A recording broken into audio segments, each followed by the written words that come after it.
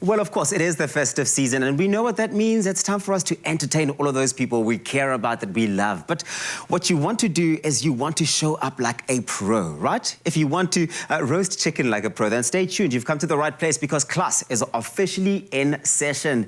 Chef Chart has all of the tips, all of the tricks that you are going to need to master that art, that science, that flair of making a Clover classic juicy roast chicken. And that's happening this festive season right now. Chef Chart, it's so good to see you. Oh, ho, ho, ho. Oh. Why not? You know, I just had to throw that in there. Oh, it's great to be here and great at this time of year. We're all celebrating. You know, hopefully everybody gets together. Yeah. And just has fun in the kitchen, you know, cooking fabulous food, really. Well, you've set the sort of, you know, energy and the tone for this enthusiasm around chicken. And for me, chicken is my favorite thing to have at any time of the year, but Christmas specifically, or the festive season. Oh, interesting. Well, I love a roast chicken. You just cannot beat it any day of the week, on the weekend. I love a good roast chicken, but it's got to be done properly. Yes. There are a few little tips and tricks that really make a difference. What are those? Let's start with preparation, because I know I struggle with knowing how soon to get it out there, or how soon I get roasting after I've gotten it out the freezer. Yeah, so very important, thaw your chicken out and bring it to room temperature. Okay. Remember, if you're taking a chicken out of the fridge, it's sitting at about 5 degrees. Yeah. You're gonna put it into an oven that's at 180 degrees and you start cooking. The time that this part, you know, they say the first centimeter of chicken is starting to change temperature and sort of increase, the inside is actually still only about 10 degrees. So it's going to take even longer. So very important. Take your bird out and allow it to come to room temperature about half an hour and then cook. And that applies with actually all your meats. Perfect. Bring them to room temperature. Perfect, let's go. All right, so what we're going to do first is we're going to create a bit of a trivet. So you're going to be cutting up some carrots, and I've lined a baking sheet with a bit of foil. Now, why foil? Because I don't want to be cleaning at Christmas. So this, you just basically screw this up and chuck it away, and you get through the clean tray afterwards. So cleaning trays isn't fun, Indeed. So what we're going to do is make a bit of a trivet. So some onion, some lovely bits of orange in here, and nice carrots, and you know, bits and pieces, a bit of leftover. If you've got a courgette or something, or one of those sort of, you know, limp veg, they can go in here, and this is going to sort of just elevate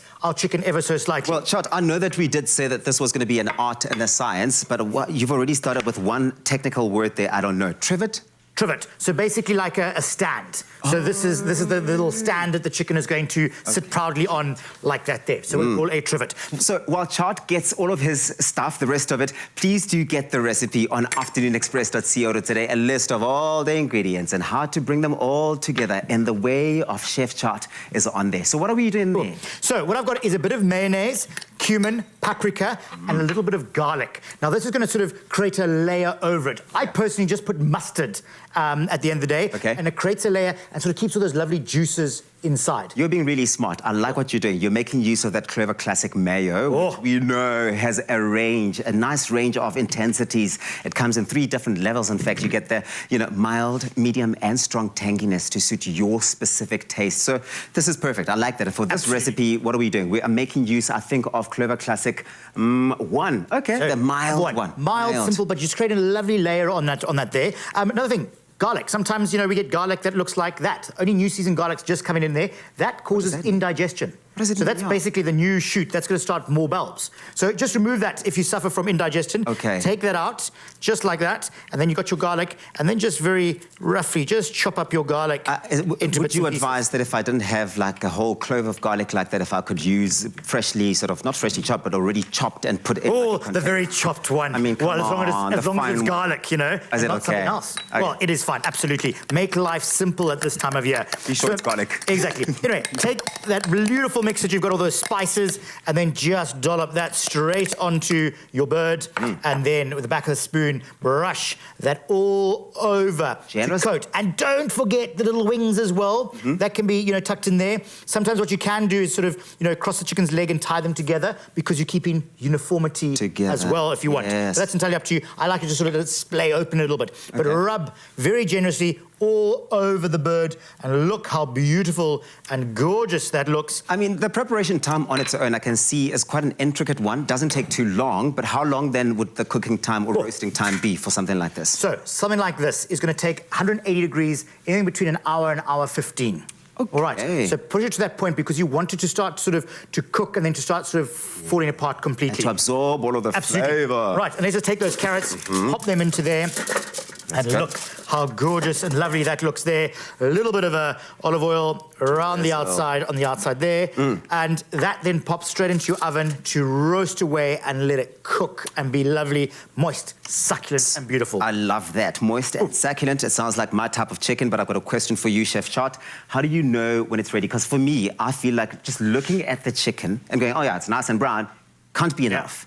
I'm often tempted to just cut off the drumstick and just chomp it and check. That's the one there, is the drumstick and thigh. That's the thickest part of the chicken. So what I always normally do is I'll take my knife. So if you imagine this is now cooked. This is a cooked chicken. This is it. And what you do is you just insert that knife in there and it should start, the skin would come away and you just pierce into the thigh and the juices should run clear. And you want it juicy. So you want those juices to run clear. If they're pink, then put it back in for another 5 minutes. Well, I've got one for you to taste. Oh, there we go. Look at that. That's what you want. And one important last minute tip is please, when it comes out the oven, allow it to sit at room temperature or just slightly cover a bit of tin foil for about 5 to 10 minutes before you carve it. Okay. Because it makes such a difference when that meat just relaxes. Then keep everybody away from the kitchen while that's happening.